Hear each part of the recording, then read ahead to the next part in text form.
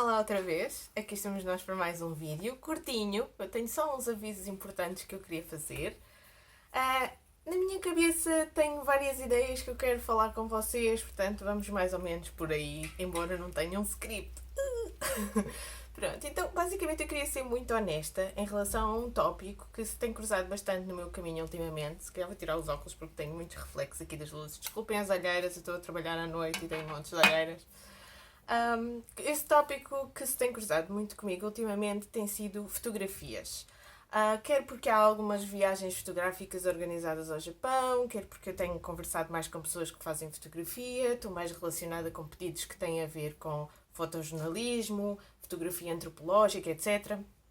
Para quem não sabe, eu já fiz exposições de fotografia, faço exposições de fotografia desde os meus tempos da Antónia Arroio, da Escola de Artes. Fiz mais a sério exposições de fotografia quando percebi que a fotografia e o filme eram uma ferramenta de investigação na área da etnografia, da antropologia e, no meu caso, dos estudos japoneses. Comecei a fazer exposições especificamente de fotografia e de vídeo do Japão em 2012. Depois tive uma fotografia que foi assim, uma exposição que foi assim o primeiro catálogo publicado, uma exposição em 2013. Que foi precisamente a exposição Um Longo Verão no Japão, que foi o que deu nome ao blog e ao projeto cultural. E a partir daí fiz um percurso bastante experimental e não me considero uma fotógrafa profissional. Por exemplo, nunca vendi trabalhos de fotografia, que eu acho que isso é um dos critérios para ser um fotógrafo profissional. No entanto, a fotografia sempre esteve comigo na minha relação com o Japão e na minha relação com as outras pessoas que se relacionam com o Japão. E voltando à fotografia e aspectos práticos, para quem também gosta de fotografia e acha que uma viagem ao Japão é uma excelente oportunidade para tirar fotografias e fazer vídeos, sim, eu concordo e agora quero acrescentar alguns avisos. Avisos úteis para vocês. Então, a parte daquelas coisas todas técnicas de câmaras e tal, que eu nem vou entrar por aqui, existe da parte de quem viaja no Japão, de quem se movimenta no território japonês e quem vai a sítios do Japão para tirar fotografias, existe uma certa necessidade de estar preparado para esses lugares e como tirar as fotografias nesses lugares. Então, o que eu vou dizer a seguir vem de uma opinião informada, não é? Não quero parecer tirânica e cada um há de ter o seu juízo a fazer destas considerações, mas convido-vos a procurarem realmente informação fidedigna. O que eu estou a dizer não vem do nada, não vem de eu querer limitar-vos, nem pouco mais ou menos a vossa visão criativa.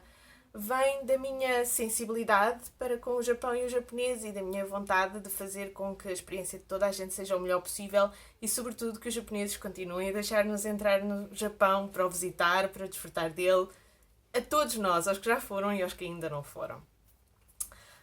Os japoneses têm, de facto, lidado com um aumento exponencial do turismo externo, dos estrangeiros no território, e nem sempre a lidar com isso com simpatia ou alegria, ou porque muitas vezes há muitas coisas que os estrangeiros fazem que são um pouco ofensivas. Recentemente houve um episódio assim espatafúrdio com uma celebridade norte-americana que tentou fazer uma trademark de kimono completamente... Ok. Então estão a ver, eles estão sempre a ouvir este tipo de notícias e só por estarem expostos a esse tipo de notícias, quando veem um estrangeiro ocidental na rua a fazer um disparate qualquer relacionado com querer tirar uma fotografia, vem-lhes tudo isso à cabeça e ficam com aquela opinião de os estrangeiros são todos iguais, não devem andar cá, devemos mandá-los embora, devemos restringir o turismo, devemos mandar embora os que já cá estão a viver, eles não se sabem comportar, eles não sabem respeitar a nossa cultura, tal. Estão a ver, a coisa faz uma grande escalada muito rápido. E então, para evitar isso, e também para evitar que vocês se sintam mal, sejam convidados a sair de certos sítios ou tenham problemas com a polícia, eu quero dar os avisos que se seguem. Número 1. São simplificados, mas, enfim, isto depois tem muito para se falar de cada um deles. Número 1. Quando tirarem fotografias no Japão, verifiquem sempre se o sítio onde vocês estão a tirar fotografias ou o objeto ou o tema ao qual vocês estão a tirar fotografias não tem explicitamente indicado que é desaconselhado ou proibido tirar fotografias ou naquelas circunstâncias em particular, por exemplo, uma celebração religiosa ou uma procissão de teor religioso, que o tirar das fotografias está limitado a quem está autorizado para isso. Por exemplo, jornalistas ou pessoas que pagaram para ter uma licença para isso. Vou-vos dar exemplos práticos. Um dos festivais que eu visito no Japão regularmente, porque é um dos meus temas de investigação, é o Okunji em Nagasaki. Para eu estar no recinto e poder filmar e fotografar, eu tenho que comprar um passe de repórter, um passe de investigador, é repórter/investigador, é o mesmo passe que me custa a mim mais ou menos 150 euros, para eu estar lá durante o dia a fazer as filmagens e as fotografias. Eu já vi pessoas que eu não conhecia de lá nenhum, mas sei que são ocidentais, estrangeiros e visitantes, porque dá para perceber, que sneaking in conseguiram entrar no recinto e estavam a tirar fotografias e a fazer filmes. E eles foram, pelos seguranças, abordados, gentilmente, com cordialidade, sem violência, e foram conduzidos a sair. E eu vi que os cartões de memória das máquinas deles foram apreendidos na saída. Então estas pessoas estavam simplesmente de visita a uma cidade, acharam que estava a acontecer um festival muito bonito, não tiveram propriamente a objeção de entrar no recinto e começaram a tirar fotografias. E depois viram os seus cartões das máquinas apreendidos. Realmente havia vários sítios onde dizia que era proibido filmar ou fotografar. Eles provavelmente estavam a ver a mim e não estavam a perceber que eu tinha uma bandana amarela no braço, em japonês, a dizer que estava autorizada a fazer aquilo, e pensaram, nós podemos filmar e fotografar, vamos tentar fazer, qual é o pior que pode acontecer, e não lhes ocorreu que isso pudesse acontecer. Eu imagino que seja extremamente frustrante para as pessoas ficarem sem os cartões de memória das suas máquinas, sobretudo se já têm lá as memórias das suas férias e dos seus passeios. Então, para evitar que isso aconteça, sobretudo em eventos que têm alguma coisa a ver com religião, verifiquem sempre se não há sinais e, em todo o caso, quando há sinais, nunca desobedeçam à sinalética que diz que é proibido ou restringido fotografar ou filmar. Essa é a primeira regra, grande regra. Outra regra tem a ver com as leis no Japão e como é que a legislação está feita e como é que ela funciona. Eu já falei aqui no canal até de situações um bocado dramáticas, se calhar assustei um bocado as pessoas, mas pura verdade, e que vocês podem confrontar várias fontes para as verificar, acerca de como é que as leis e levar as pessoas para prestar declarações funciona no Japão, etc., quando vocês fazem alguma coisa que não devem. O que acontece é que se vocês estiverem a fotografar, por exemplo, alguém que está no exercício de uma atividade profissional, cuja imagem da pessoa no exercício daquela atividade é em si mesma um produto, por exemplo, as geishas, as raparigas ou rapazes que trabalham em meio de cafés ou em bares de hostess ou que estão a ir e a vir do trabalho com aquelas fardas que são muito fáceis de identificar, pessoas que estão em costume, não é? Que estão com uma roupa a representar uma determinada empresa ou a representar um arquétipo da cultura japonesa. Por exemplo, os que se vestem de samurai e de ninja nos átrios dos castelos ou em determinados sítios históricos para fazerem animação de rua e que são subcontratados pela prefeitura, pela gestão de turismo e cultura da prefeitura. Esse tipo de pessoas, vocês só podem tirar fotografias com elas se vocês as abordarem, pedirem para tirar a fotografia e haver um consentimento claro da parte da pessoa que vocês podem tirar a fotografia.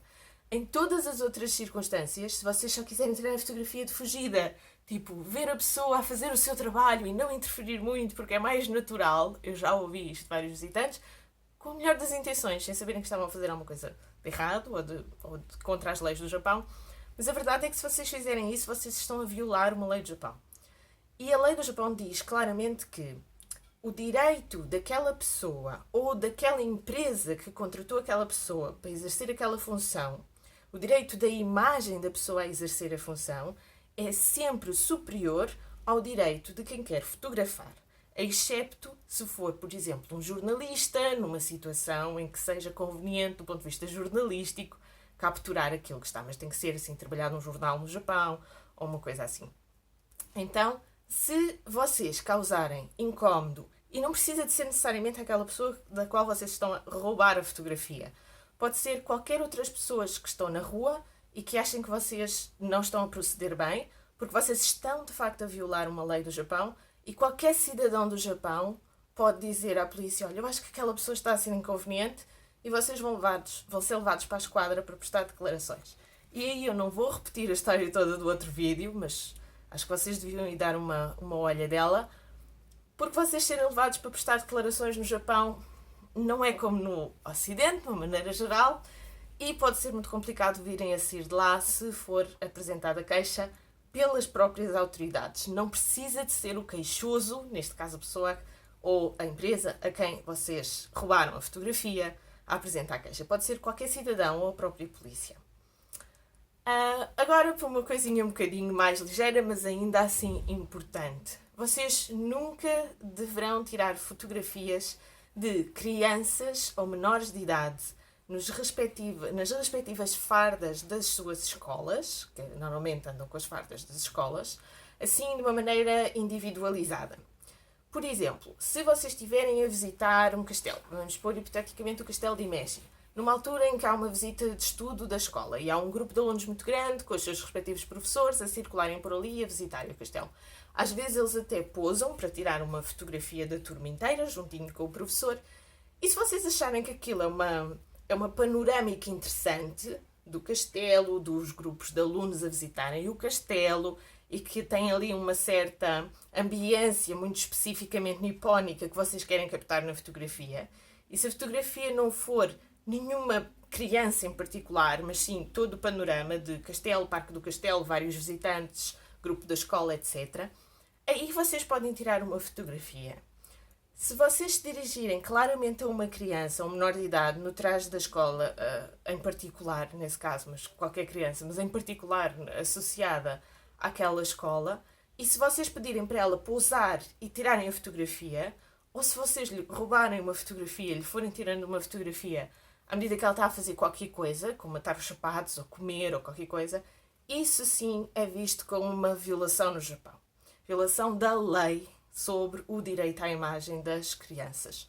E, portanto, vocês devem refriar a vontade de tirar fotografias. Eu sei que é difícil porque as crianças são adoráveis, são muito bonitas, aquelas fardas da escola são muito cativantes, é uma coisa que nós não vemos aqui, as pessoas querem tirar fotografia, mas não o façam, por favor, a menos que eles vos procurem, porque isso também acontece, ou seja, as crianças e os adolescentes são mais afoitos, estão menos restritos pelas regras da sociedade, têm muita fascinação por estrangeiros, às vezes querem praticar um bocadinho de inglês que estão a aprender na escola e muitas vezes abordam-vos e dizem: eu posso tirar uma fotografia consigo e tal, e às vezes querem, estão todos contentes a fazer o vizinho, e se eles vos abordarem e tiverem à vontade de tirar a fotografia, isso é considerado um ato de consentimento, haverá adultos ali à volta, e aí não há problema de tirar. Mas não as procurem vocês, por favor. Já para não falar de questões de fotografias de posições adultos ou crianças, tanto faz, fotografias de pessoas em posições comprometedoras, com nudez, etc.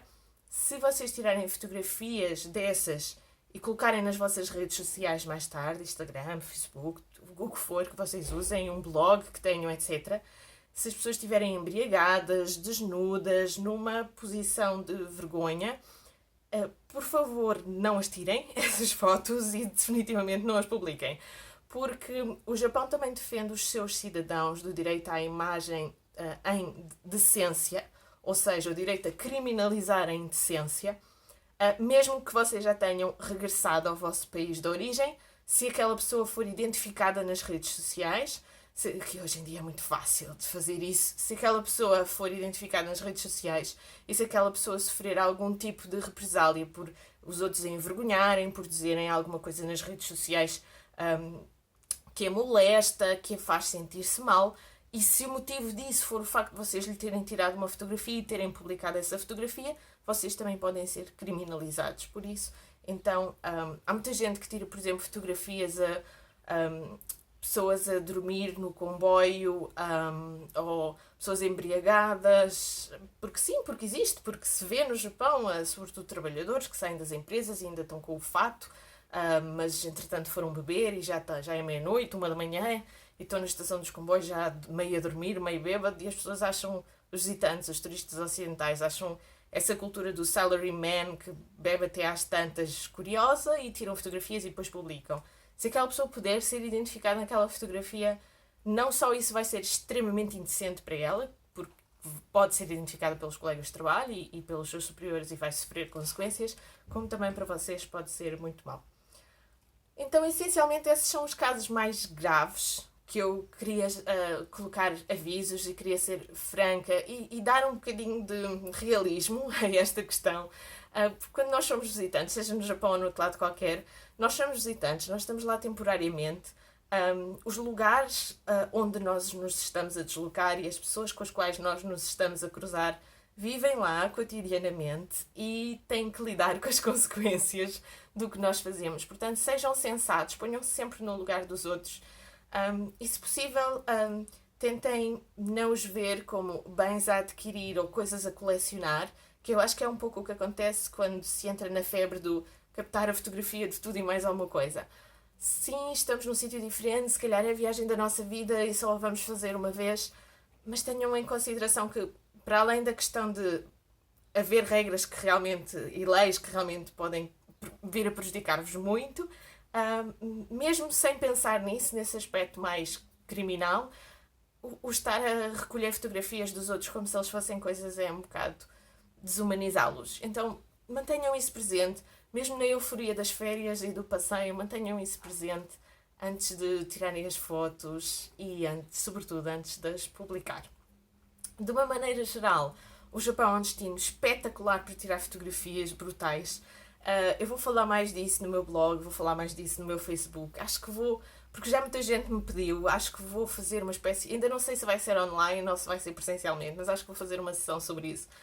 Muita gente quer saber como chegar aos sítios das fotos mais emblemáticas do Japão, mas também muita gente quer, e eu em particular também quero, mostrar todas as outras alternativas para vocês não terem que estar, por exemplo, 2 horas de pé e à chuva à espera para tirar uma determinada foto só porque ela está super na moda no Instagram, e todas as outras alternativas que podem fazer para o turismo se diluir, para vocês realmente terem uma experiência mais interessante do que ficarem 2 horas à espera para tirar uma fotografia, e de facto trazer essa lógica da imersão na cultura também à vossa experiência fotográfica, sem perderem nada de espetacularidade, sem perderem nada de efeito da fotografia junto dos vossos amigos, dos vossos entes queridos, dos vossos seguidores, se isso for importante para vocês. Acho que há espaço para toda a gente. Acho que há espaço para todo tipo de experiências e de recolhas de imagens, sem elas terem que ser necessariamente uma correria à mesmice, a ser sempre o mesmo. Então eu quero introduzir alguma formação e algum esclarecimento sobre esse tipo de experiências das vossas explorações mais voltadas para a fotografia e para o vídeo, do qual eu esteticamente não sou uma especialista. Claro, o resultado estético e formal das minhas fotografias e dos meus filmes não é nada de especial, mas talvez o meu olhar de investigação, de estudos japoneses, de antropologia, de etnografia, talvez isso vos possa ajudar um bocado melhor como funciona o Japão e como vocês podem ter a melhor experiência possível também no aspecto da recolha das fotografias. Espero que este vídeo seja útil para todos. Em agosto vamos estar no Japão, portanto o calendário de vídeos vai sofrer alterações dramaticamente. Primeiro porque vai haver alterações de horários da minha parte, que vou estar lá, e depois porque, como vou estar a trabalhar, o meu horário para filmar e para editar vai ser um bocado diferente. Mas por outro lado vão ser vídeos diretamente no Japão a partir de agosto. Portanto, continuem a seguir o canal e divulguem entre os vossos amigos. Eu sou a Inês Matos e estou a mostrar o Japão aos portugueses. Um grande beijinho para todos e até ao próximo vídeo.